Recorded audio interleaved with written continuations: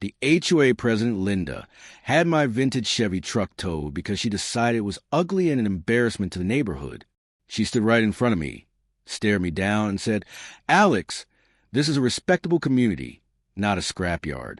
Either get a better vehicle or get out." I met her gaze and replied calmly, "All right, Linda, you want a better car? Fine, you'll get one." Instead of paying the fine to retrieve my truck, I chose a different route. I went out and bought a fully street-legal military tank. And when she later tried to tow that beast, let's just say her tow truck got a brutal lesson in basic physics it will never forget. It all began with my 1985 Chevy pickup. To most people, it probably looked rough around the edges. The paint was sun-bleached and rust clung to the fenders. But to me, it was priceless. That truck was my grandfather's pride. I spent countless weekends rebuilding the engine, restoring it piece by piece, bolt by bolt. But Linda, our HOA president, despised anything that wasn't brand new and sparkling. Every morning, she left hostile pink violation notices on my windshield. Section 4 violation. Eyesore. Remove immediately. I try to handle it respectfully. I attended the board meeting and explained, "Linda, the truck runs perfectly. It's registered, insured, and legal. You can't force me to remove it." She barely looked up, just rolled her eyes and scribbled something in her notebook. Then last Tuesday, the nightmare hit. I got home after a brutal shift at work, turned onto my street, and my stomach dropped. My driveway was empty. I didn't even step inside my house. I walked straight to Linda's door and pounded on it. She opened the door holding a glass of wine, wearing that smug smile she loved so much. Before I could say a word, she said, "Oh, Alex, I did you a favor." I had that pile of scrap metal towed. You can find it at the impound lot downtown. $500 plus storage fees. She took a slow sip and added quietly, "And if you bring that trash back, I'll tow it again and again until you're broke." I walked away shaking with anger. She stole my property and thought she'd won. She assumed I'd give in and buy a boring sedan like everyone else.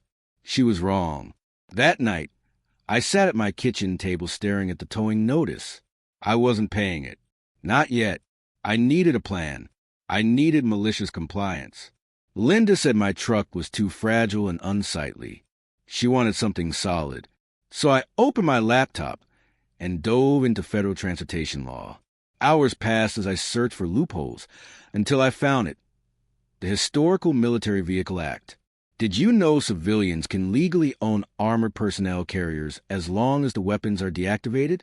They can have mirrors, signals, rubber tires, and be fully street legal. And the best part? HOA bylaws ban commercial vehicles and RVs, but said nothing about historical military transports. I went to a government surplus auction site, and there was a 6-wheel tactical transport from 1996. 40,000 pounds. 20 tons of hardened steel. Bulletproof glass.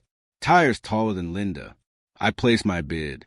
My heart was racing. Sold. The next morning, I went to the DMV.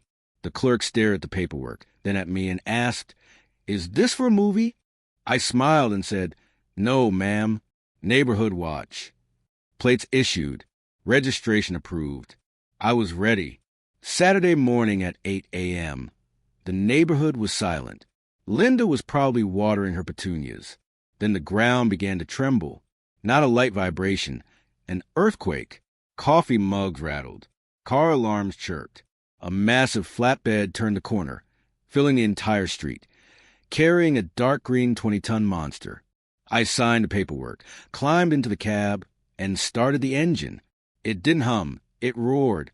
Slowly, I backed it into my driveway. It barely fit. The tires crushed the edge of my lawn, but I didn't care. It was beautiful.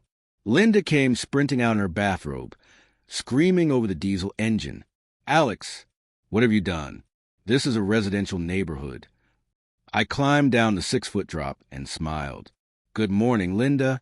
You told me to upgrade my ride. Like the color?" She didn't answer. She called 911. 2 police cruisers arrived within minutes. The officers approached cautiously until they saw it was just me. I handed over my registration, insurance, and the printed law. The sergeant inspected everything, then turned to Linda, barely holding back laughter. Ma'am, it's legal. It's registered as a collector's vehicle. He can park it here. Linda exploded. If you won't remove it, I will. She called a private towing company and lied, claiming it was a large truck. An hour later, a heavy-duty tow truck showed up. The driver studied the tank, then looked at Linda. Ma'am, that thing weighs 40,000 pounds. My winch handles 10. She waved her checkbook. Just do it. Drag it. Greed won. He hooked massive chains to the tank. I stood on my porch with popcorn and shouted, "You're going to break your truck." He ignored me, gunned the engine, and pulled. The chain snapped tight. The engine screamed.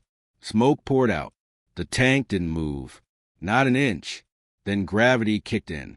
The tow truck's front wheels lifted off the ground like a slow-motion stunt.